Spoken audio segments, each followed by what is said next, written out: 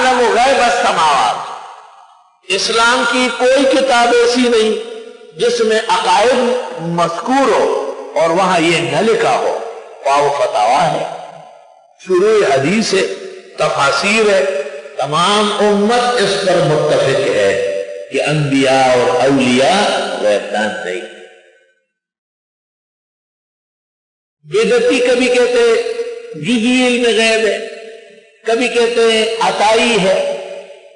نہ جزوی ہے اور نہ کلی ہے، نہ عطائی ہے اور نہ ذاتی ہے.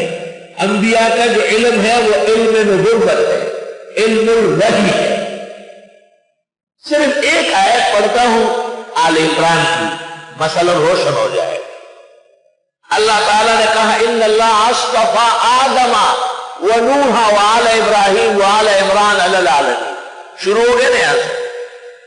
بی بی مریم ان کی والدہ، بی بی مریم عیسیٰ علیہ السلام، یحییٰ علیہ السلام، زکریا علیہ السلام، مشہور انبیاء بنی اسرائیل. آخر میں کیا کہا؟ ذالک من انباء الغیب، یہ سب غیب کی خبریں ہیں.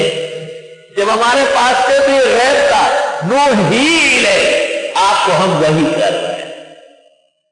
تو ایک علم جب تک مقدورات الہیہ میں ہو وہ غیب ہے.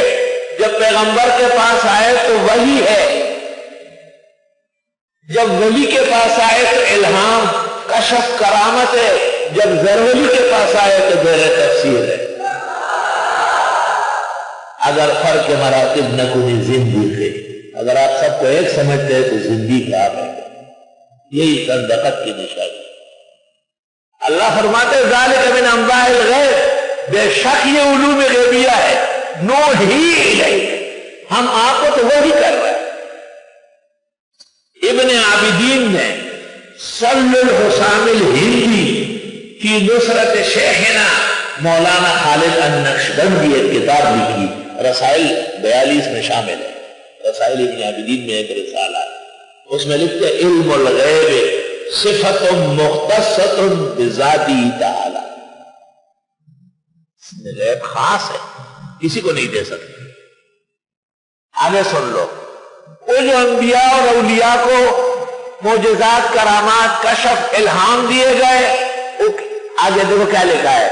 وما آتاہ انبیاءہ او اولیاءہ فلیس من العلم فلیس من الغیب فی شیء، وہ علم غیب نہیں کہلاتا.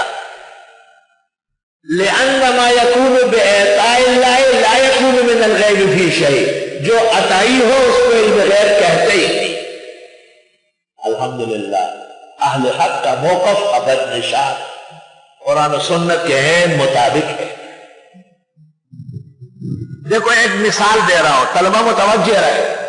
ہمارا اور آپ کا یہ ایمان ہے کہ دنیا میں سب سے محتاج طبقہ فقہاء کا ہے. یاد رکھو، ایک آدمی کی بات میں ایک تعویل صحیح ہے، 99 تعویلات کمزور ہے.